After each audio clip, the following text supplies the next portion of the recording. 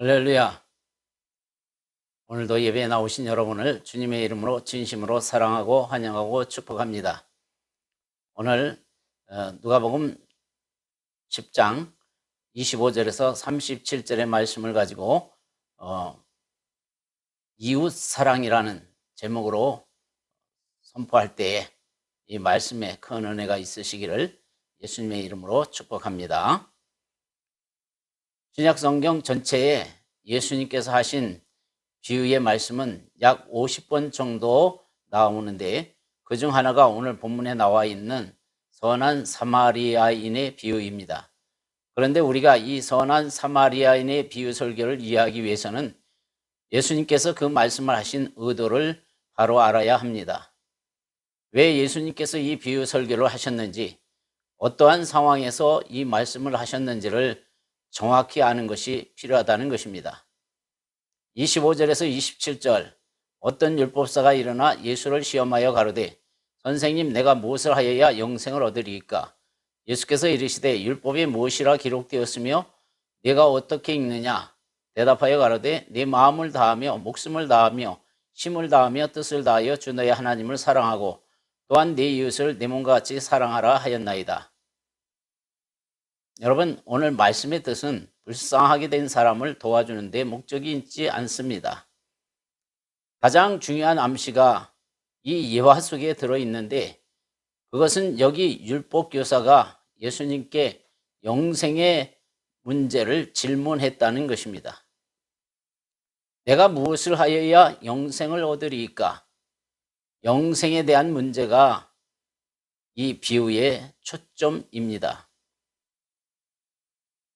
예수님은 하나님과 이웃을 사랑하는 것이 율법의 핵심입니다.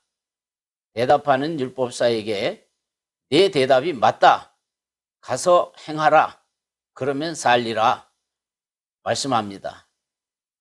이 사람이 자기를 옳게 보이려고 다시 예수님께 질문합니다. 그러면 내 이웃은 누구입니까? 예수님은 그에게 그들의 잘못된 신앙을 선한 사마리아인의 비유로 말씀하십니다.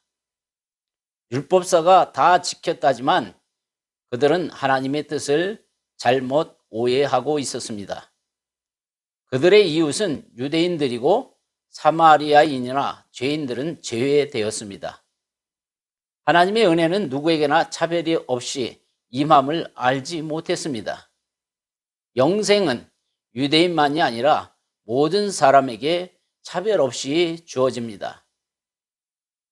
이 비유의 배경은 여리고입니다. 그런데 당시 예루살렘에서 여리고로 가는 길은 매우 험한 길이었습니다. 예루살렘은 해발 762m의 높이에 있는 도시인 반면 여리고는 수면보다 낮은 마이너스 250m 밑에 위치한 도시였습니다.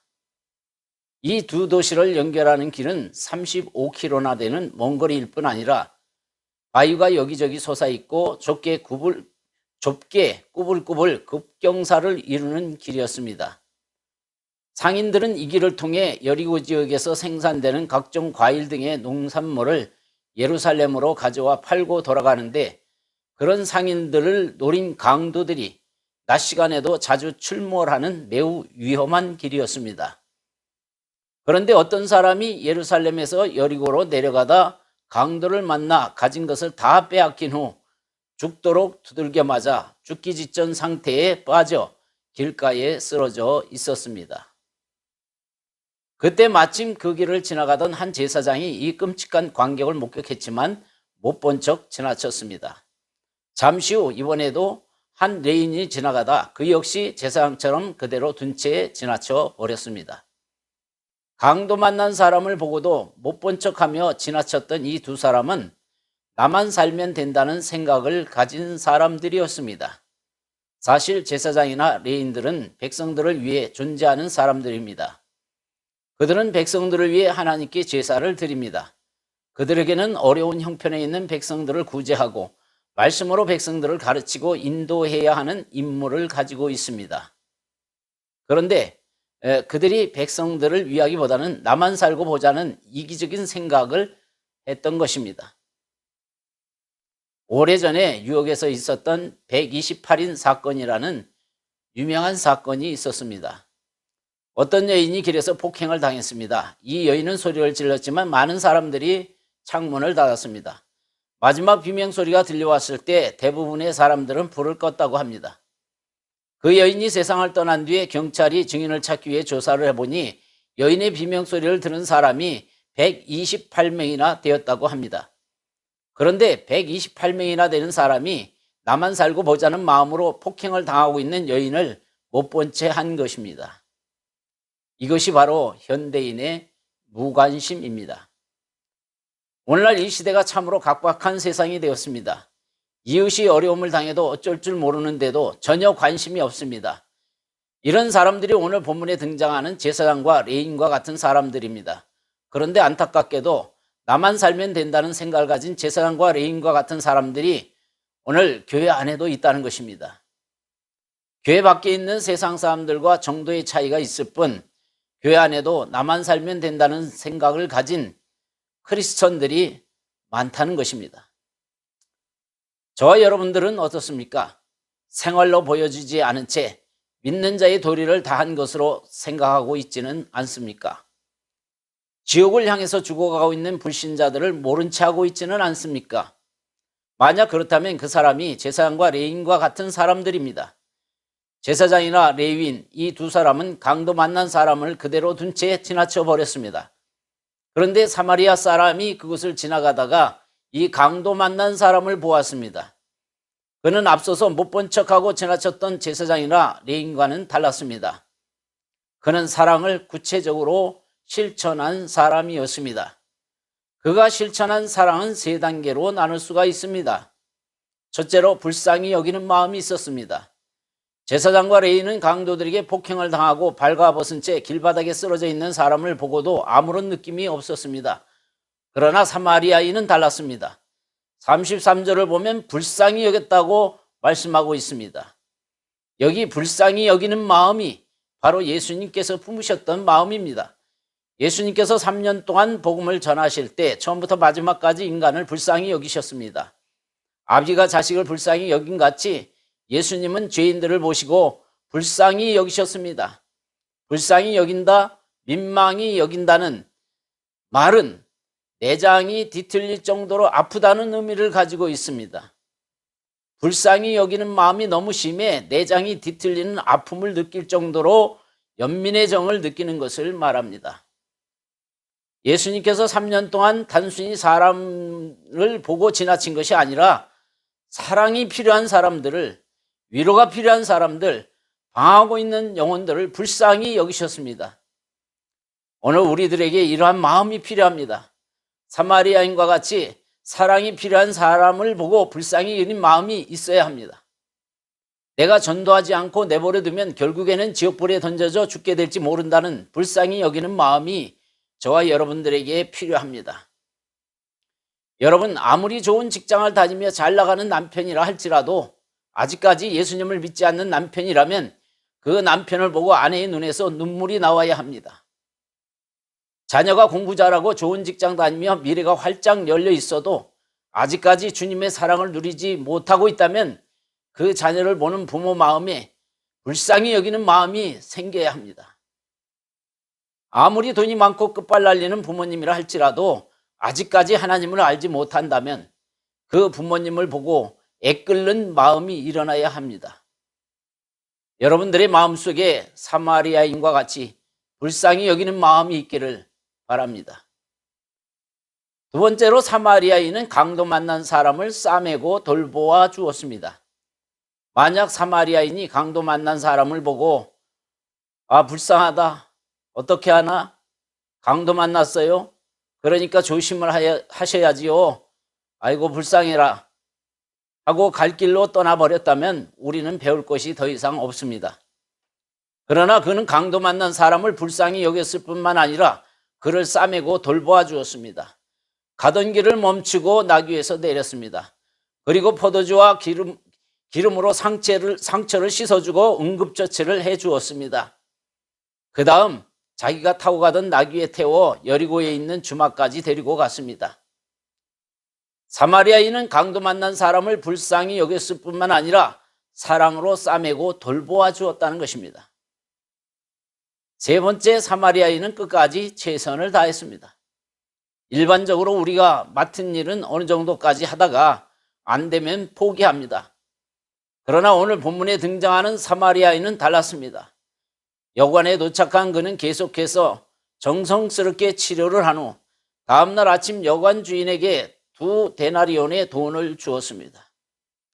요즘 노동자의 임금을 10만 원이라 한다면 20만 원이라는 작지 않은 돈을 지불한 것입니다. 그리고 돌보는 경비가 더 들면 나중에 돌아와 갚겠다면서 자기가 돌아올 때까지 그 사람을 돌봐달라고 부탁을 합니다. 사마리아인은 강도 만나 죽게 된 사람을 최선을 다해 끝까지 보살펴 주었습니다.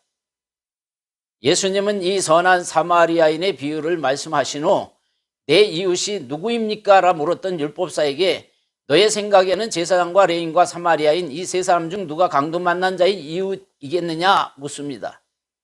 율법사가 자비를 베푼 사마리아인입니다 라고 대답하자 또다시 말씀하십니다. 가서 너도 이와 같이 하라. 사랑하는 여러분, 우리 주위에 여리고로 내려가다 강도를 만난 사람처럼 오늘도 어려움을 겪고 있는 사람들이 있습니다. 밤중에 떼강도가 집 안으로 들이닥쳐 모든 것을 털리고 어려움을 겪고 있는 사람들, 홍수나 태풍이나 지진이나 기근과 같은 자연재해의 강도를 만나 굶주림과 질병에 허덕이는 사람들, 각종 질병의 강도를 만나 지체장애자가 되어 슬퍼하는 사람들도 있습니다. 강도 같은 친구를 만나, 강도 같은 부모를 만나 상처를 받고 마음의 쓴뿌리를 아는 채 살아가는 사람들도 있습니다. 마귀 강도에게 눌려 영적으로 자유하지 못한 채 살아가는 사람들도 있습니다. 그들이 주님의 도움을 필요로 하는 사람들입니다. 오늘 율법교사에게, 아니 저와 여러분들에게 하시는 주님의 음성을 들으시기 바랍니다. 가서 너도 이와 같이 하라. 죽어가는 저들을 구원해내라. 성도의 목표는 예수님을 닮아가는 것입니다. 예수님은 하늘 보좌 버리고 이 땅에 오셔서 몸을 찢기시고 피를 흘려 구원해 주셨습니다. 하늘에서 내려다보고만 계신 것이 아니라 우리를 구원하시려 낮고 천한 인간으로 오셔서 자신을 희생하셔서 우리를 구원하여 주셨습니다. 사마리아인이 가진 것은 기름 한 통, 포도주, 입고 있는 옷밖에 없었습니다. 부자도 아닙니다. 그럼에도 불구하고 자기가 있는 것 가지고 있는 기름, 있는 포도주로 상처를 씻고 옷을 찢어 붕대를 만들어 도와준 것입니다. 우리가 큰 부자가 되어야 선한 사마리아인이 되는 것이 아닙니다. 내게 있는 것으로 할 수 있습니다. 조그마한 빵 한 조각을 나누어 먹고 내가 입는 옷, 내게 있는 것으로 이웃을 도와주고 구제하는 것이 선한 사마리아인이 되는 것입니다. 우리가 세상을 살면서 남을 고려하고 배려해야지 나 혼자 살겠다고 싹쓸이를 해서는 안 됩니다. 우리는 이웃사촌입니다. 서로 돕고 살아갑시다. 함께 모두가 서로 사랑하고 치료해주며 도와주고 불쌍히 여기면 이 땅에 천국이 이루어집니다. 하나님이 영광을 받으시고 하늘문을 여시고 도와주실 줄로 믿습니다. 어떤 남자가 오랫동안 마음에 두고 있던 한 여인에게 용기를 내어 프로포즈를 했습니다. 그 여인이 이렇게 말합니다. 앞으로 100일 동안 하루도 빠짐없이 제 방 창문 앞에서 꽃을 들고 밤을 새우신다면 당신의 사랑을 진정으로 알고 받아들이겠습니다. 그 다음 날부터 이 여인의 방 창문 앞에는 매일 밤 한 남자가 꽃을 들고 서 있었습니다. 비가 내리고 바람이 불어도 그 여인의 방 창문 앞에는 하루도 빠짐없이 꽃을 들고 서 있는 남자가 보였습니다. 100일을 하루 앞둔 99일째 저녁 창문 밖에 서 있는 남자를 보고 감동받은 그 여인이 마침내 그 남자의 사랑을 받아들이기 위해 문을 열고 밖으로 달려갔습니다. 그리고 비에 흠뻑 젖은 남자를 끌어안았습니다. 그러자 그 남자가 이렇게 말합니다. 저는 알바생인데요. 여러분, 사랑을 돈으로 살 수 있습니까? 진정한 사랑은 마음에서 우러나오는 행동이 뒤따라야지 말로만 하는 사랑은 진정한 사랑이 아닙니다. 진정한 사랑은 행동이 수반되어야 합니다. 베스트셀러 서적 중에 이철환 씨의 연탄길이라는 책에 나오는 실화입니다. 서울 근교에 유원지를 다녀오는 한 가족이 있었습니다. 차를 가지고 동리에 들어오면서 어두운 골목길을 이리저리 돌아서 오던 길에 차도 한쪽에 검은 물체가 길에 누워 있는 것을 보았습니다.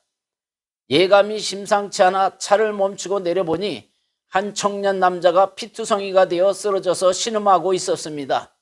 뺑소니 사고였습니다. 경찰에 신고하고 가버리자는 아내를 설득해서 그럴 수 없다고 이 골목에 애들과 함께 이대로 좀 서 있으라 말한 뒤 신음하는 사람을 차에 태운 후 인근 병원에 갔는데 너무 중상이어서 작은 병원에서 볼 수 없다 했습니다. 그래서 할 수 없이 다시 그를 차에 태워 큰 병원으로 가서 입원 수속하는 동안 시간이 많이 흘렀습니다. 일을 끝내고 돌아와 아내와 아이들이 서 있어야 할 곳에 갔더니 아내와 아이들이 없었습니다. 아마 너무 오래 기다리다 지쳐서 집에 갔나 보다 생각하고 차를 몰고 집으로 가는데 자기 집 쪽으로 불자동차가 사이렌 소리를 내며 갑니다.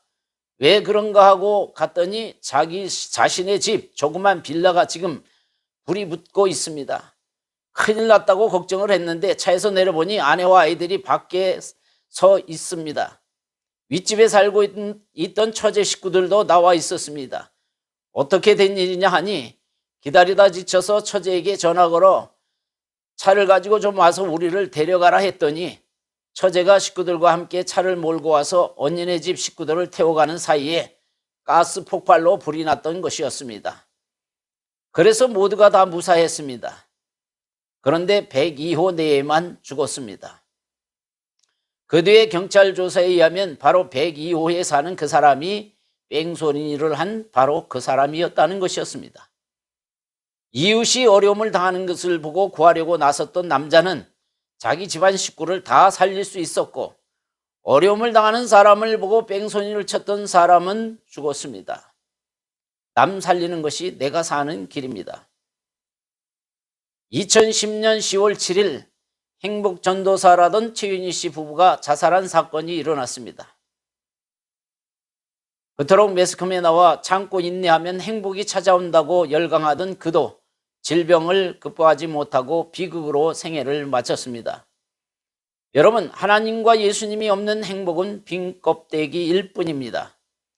비바람과 풍랑을 견디지 못하고 쓰러집니다. 덤벼드는 사단의 시험 앞에 형편없이 무너집니다.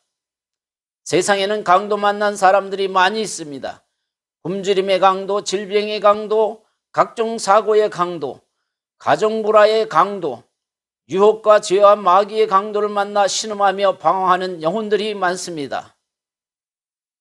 학교 가면 강도 만나 죽어가는 사람처럼 주님을 알지 못한 채 죽어가고 있는 친구들이 많습니다.